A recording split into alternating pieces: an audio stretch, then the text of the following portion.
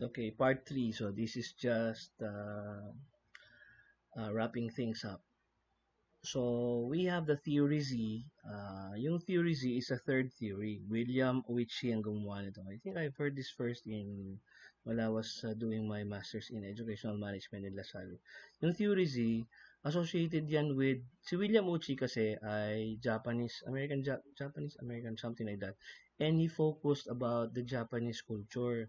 Yung theory Z is more of a Japanese culture. Kaya kung may ninyo rito nakalagay, increasing employee loyalty to the company by providing a job for life. Kasi he saw that Japanese companies, it's really a company that that many employees work there their entire lives. And ang kanyang mindset dito is parang a normal Japanese companies. I don't know if you're from a Japanese company. A Japanese company kasi, ang positive dun is that they treat you like a family member. In fact, by the time you retire, if ever if you ever retire from a Japanese company, minsan kasi talagang until death ang contract mo eh. Talagang as in, they will gather in if doing, like a flag ceremony. There's a flag raising, and when the flag is returned back, they will give the flag to you. Para kang nag-retire sa army or something, and everybody bows to you, something like that. You become like um, an adopted son of Japan, something like that, because they really value your loyalty. Kaya a lot of people I know of na working in a Japanese company, either they come from another company and then they transfer to a Japanese company, and if that Japanese company takes care of him or her, wala na, diretso na yan. Usually, you retire in that company. I am working now in a Japanese led company. Of course, yung Toyota Motor Philippines School of Technology is under the Toyota Motor Philippines. It's not really 100% Japanese, no? Kasi we tend to have our own freedom in the school setup, but at least yung Japanese culture is still there. Although, syempre iba pa rin sa loob sa TMP, no?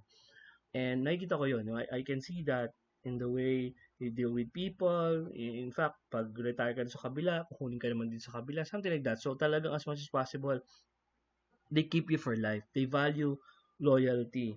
Yun nga lang, of course, ang negative doon, in a way, again, I'm not saying that this is in TMP, but maybe in some companies, since they rarely move. Kumbaga, hindi nawawalan kasi siyempre ng nabablanko yung mga positions right?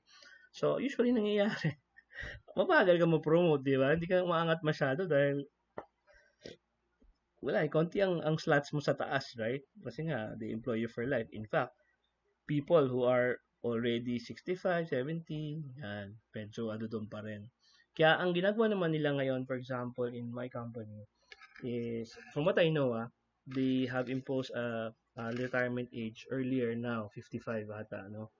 So, syempre, nagsimula si Toyota 1988 dito sa Philippines. So, 30 years and saka 55, 2018, marami na nag 30 years. So, marami na nagre-retire. Okay, so that's how they do it naman here in the Philippines. Kasi I think you have also to look at that, because on the contrary naman, if you have employee loyalty, syempre talagang you will favor those who are older in the company. To the detriment naman of the younger people who just joined you, who may be loyal din naman. 'Di ba? Sayang naman. Of course, if they believe that with all their hearts, and they see that that's what happening in the company, para pa mag-e-effort yan, alam nila hindi na sila mapopromote o kaya matagal sila bago ma-promote, right? So medyo ano din you have to balance that out.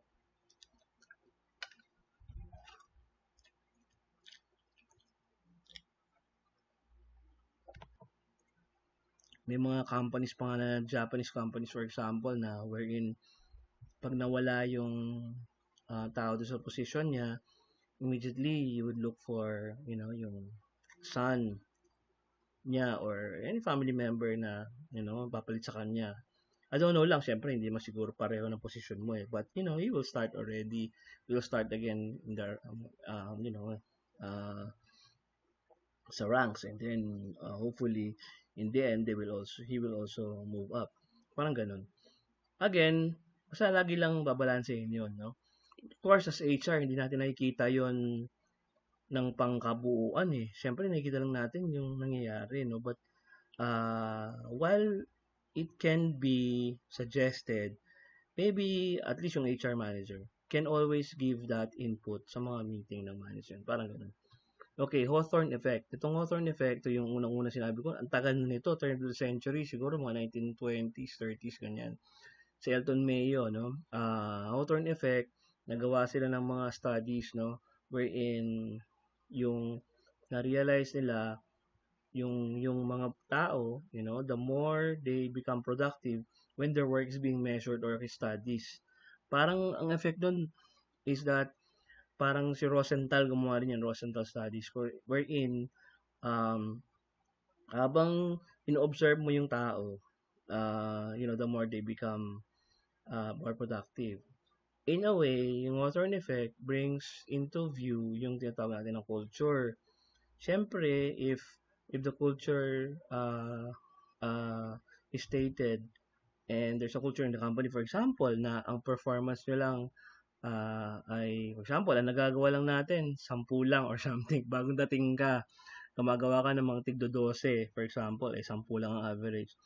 Medyo may negative naman doon. Sasabihin ng mga tao, pabibo naman to, 'di ba? Or something, no? Mamaya ma-ostracize ka pa. Mali din naman 'yun. Kaya nga kailangan balansehin mo tong culture na to with that naman of improving productivity. Kaya nga may goal setting eh.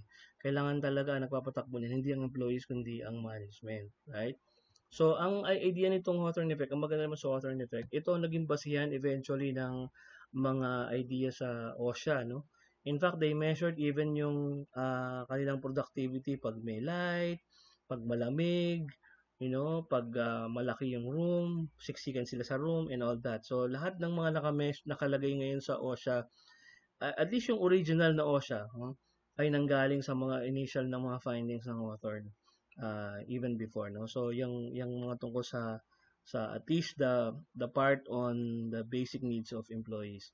Pero it has something to do with social contract, with social theory wherein yung mga tao ay gumagalaw, nag-improve because of the group, right? So, yan. Sabi dito, re-recognize Elton Mayo that employees need recognition for a job well done and reassurance that their opinion matters. Okay, hindi lang naman sa kanila dito sa Hawthorne effect yan. Sa halos lahat ng motivation theory, nandun yan. To be motivated to perform. Mayo noticed that employees were more productive when provided with feedback.